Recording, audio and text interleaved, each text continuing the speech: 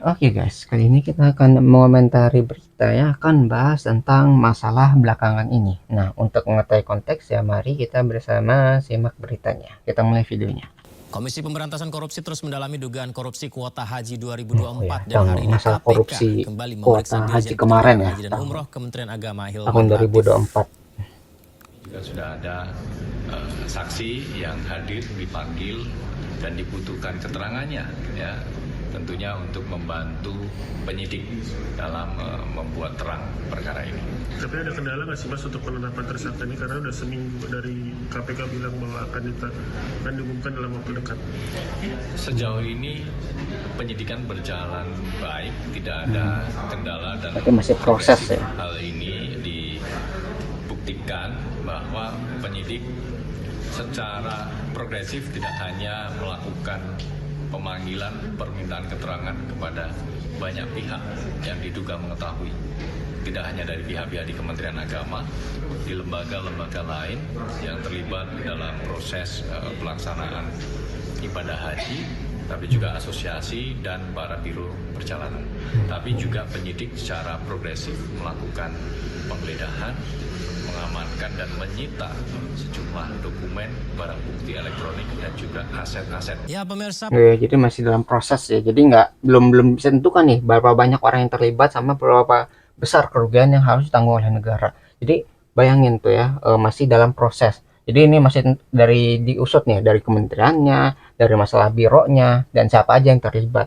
Kalau misalnya sampai ratusan, wah itu bahaya sekali. Berarti kan sampai tadi yang harusnya masalah agama dipermainkan sebegitunya sampai diperdagangkan. Ya ini masalah dengan Tuhan itu masih dikorupsi juga. Ya itu merupakan ketahuan nih siapa aja, dan tadi ya bukti-buktinya benar-benar keambil semua supaya bisa dibuktikan orang ini benar bersalah dan bisa diadili dengan seadil-adilnya. Ya soalnya ini menyusahkan banyak orang ya, yang harusnya tadi itu ya misalnya haji itu bisa ngantri bertahun-tahun, itu pun masih dikorupsi.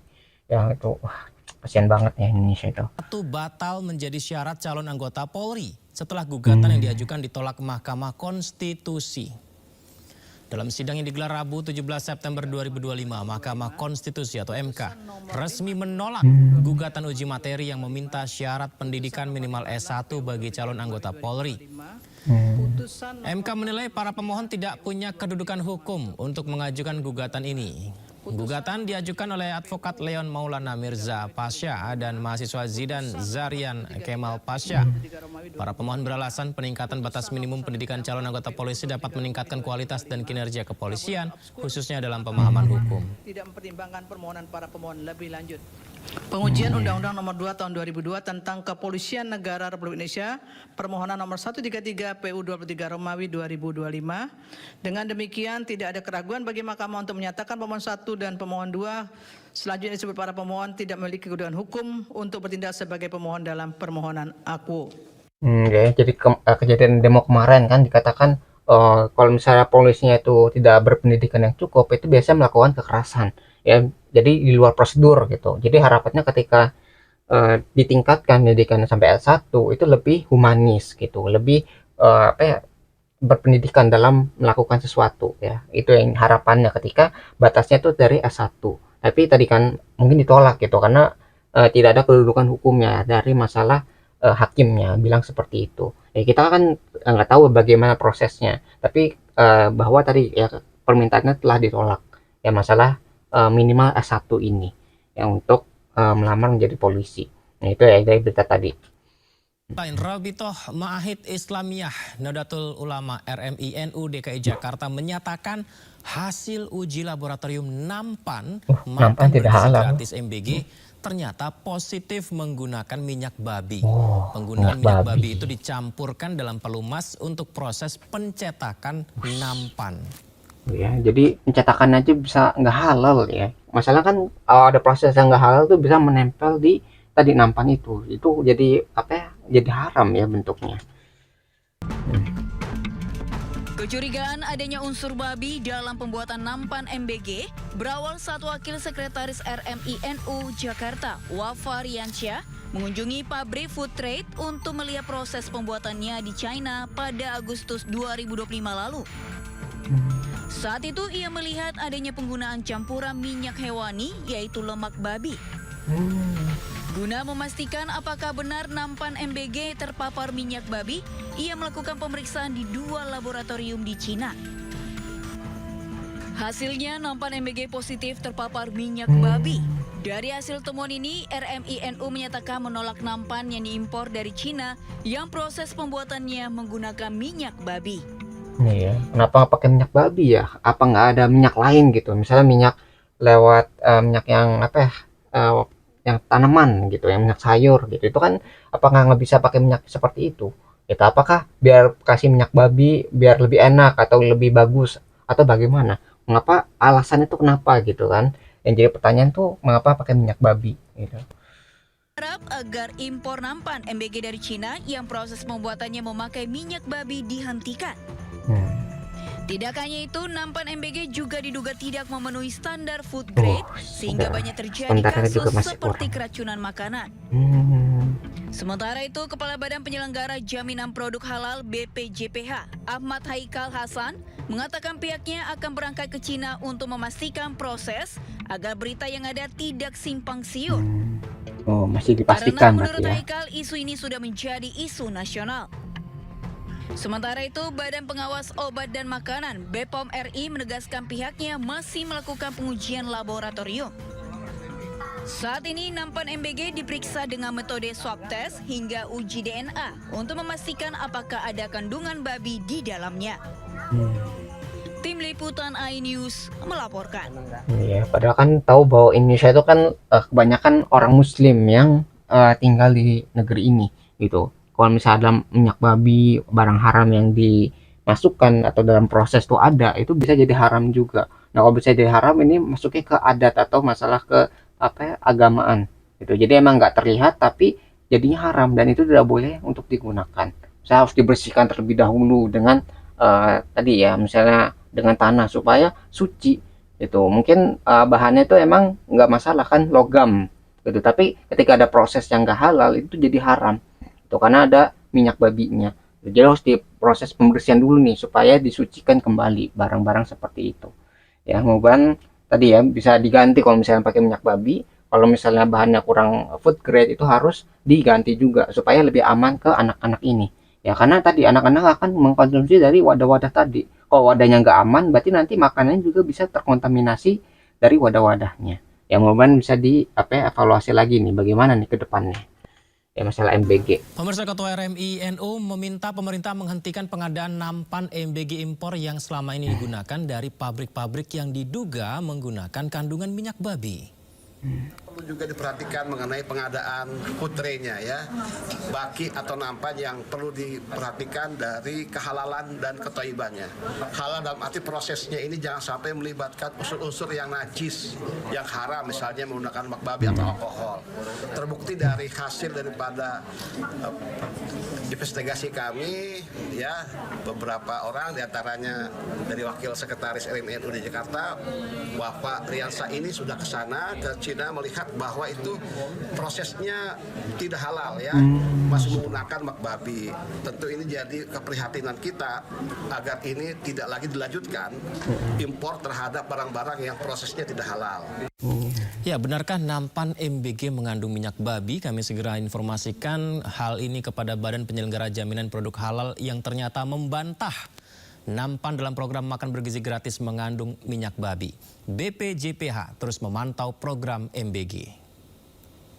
Yang berada dan beredar di dapur gizi, yang berada dan beredar di program makan bergizi gratis bukan hanya futre, tapi menu-menunya, bahan-bahannya, peralatannya, semua dalam pemantauan kami dari Badan Penyelenggara Jaminan Produk Halal, dan kami menjamin halal. Bukan cuma itu, bahkan para kepala dapurnya dan para tukang masaknya dalam proses untuk kami berikan pelatihan menyediakan makanan yang halal dan bergizi. Karena itu, mari bangsa Indonesia kami himbau untuk bersikap dewasa, mempercayakan ini kepada program pemerintah, mempercayakan ini bukan kepada media-media, tapi percayakanlah kepada media. Kejaksaan Agung telah mengirimkan permintaan red. Ya, jadi emang buat yang muslim emang masalah makanan haram dan halal itu emang sangat penting sekali. Ya bagi yang non muslim itu mungkin nggak masalah makanannya itu haram atau halal karena ya nggak terlalu diatur gitu. Tapi bagi umat Islam ya masalah makanannya, masalah tempatnya itu emang benar-benar diatur. Jadi nggak ada masalah bagi non muslim gitu. Yang jadi masalah adalah ketika muslim ini tuh sedang beribadah juga karena makan tuh termasuk ibadah. Ya kalau misalnya makanannya itu emang haram ketika masuk dalam tubuh itu jadi hal yang buruk juga gitu bagi umat muslimnya. Itu bagi non muslim ya nggak masalah gitu karena mungkin nggak terlalu diatur. Ya mereka makan babi ya itu nggak bakal masalah karena nggak ada aturan yang melarang di agama mereka. Ya jadi yang karena ya banyak muslimnya maka lebih bagus lebih ini ya mengikuti yang majority karena itu amannya. Notis atas nama Muhammad Riza Khalid, buronan kasus korupsi tata kelola minyak mentah ke kantor pusat Interpol di Lyon, Prancis. Riza Khalid berstatus buron atau masuk DPO, daftar pencarian orang, terkait kasus dugaan korupsi tata kelola minyak mentah dan produk kilang. Sebagai tindak lanjut proses pencarian, pihak Kejagung sudah mengirimkan permintaan red notice atas nama Muhammad Riza Khalid ke kantor pusat Interpol di Lyon, Prancis yang dikirim melalui NCB Interpol Indonesia. Penerbitan red notice akan menunggu hasil asesmen dari pihak Interpol setelah permohonan diterima, di mana pihak Kejagung juga sudah berkoordinasi dengan beberapa negara lain. Hal ini dilakukan untuk melacak keberadaan Riza Khalid yang masuk dalam daftar DPO sejak Agustus lalu. Penanganan perkara atas nama tersangka MRC saat ini sudah dalam proses permohonan red notice. Informasi terakhir dari NCB dari Indonesia sudah diteruskan ke pusat ke Lyon, Perancis. Tinggal kita menunggu kabar tindak lanjutnya dari Interpol pusat yang berada di Lyon, Perancis. Sudah deteksi dia berada di daerah mana, nggak sih Pak, di negara mana? Untuk saat ini kami indikan dulu, belum kami buka ya. Tapi yang jelas kami berkoordinasi dengan pihak-pihak terkait dan berkoordinasi juga dengan negara-negara tetangga yang terindikasi ada yang bersangkutan. Ya, jadi itu ya masalah Interpol. Kalau Interpol itu berarti udah kumpulan polisi dalam lingkup yang internasional. Jadi kan Indonesia nih punya polisi. Nah, negara lain juga punya polisi. Nah, Interpol itu kayak mengumpulkan gitu dalam kondisi internasional. Jadi kalau di Indonesia ini kabur kan ke luar negeri. Nah, itu kan susah tuh. Di Indonesia gimana nih ngelacaknya? Maka bekerja sama dengan polisi-polisi yang internasional ini supaya dicari, oh orang ini kabur nih ke negara mana, supaya bisa ditangkap juga gitu. Misalnya yang lari ke luar negeri. Itu jadi Interpol tuh fungsinya kayak perkumpulan polisi dalam tingkat internasional untuk masalah kerjasama dan sebagainya. Ya kalau misalnya ada yang kabur ke luar negeri, misalnya kemana gitu, nanti itu juga bisa ditangkap karena buronnya itu emang sudah ke tingkat internasional ya. Dan letaknya nggak di Indonesia gitu, nggak dalam internal negeri, tapi udah ke masalah internasional. Gitu ya. Jadi fungsi Interpol tadi ya untuk kerjasama polisi internasional. Yang ngapain ketangkep lah yang orang-orang yang kabur ini gitu, misalnya ada yang korupsi, masalah ada sebagainya lah yang harusnya bisa diadili di Indonesia.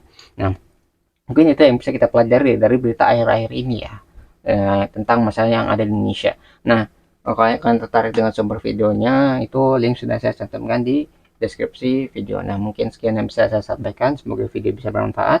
Kurang lebih mohon maaf. Kita ketemu lagi di pembahasan selanjutnya. Insya Allah.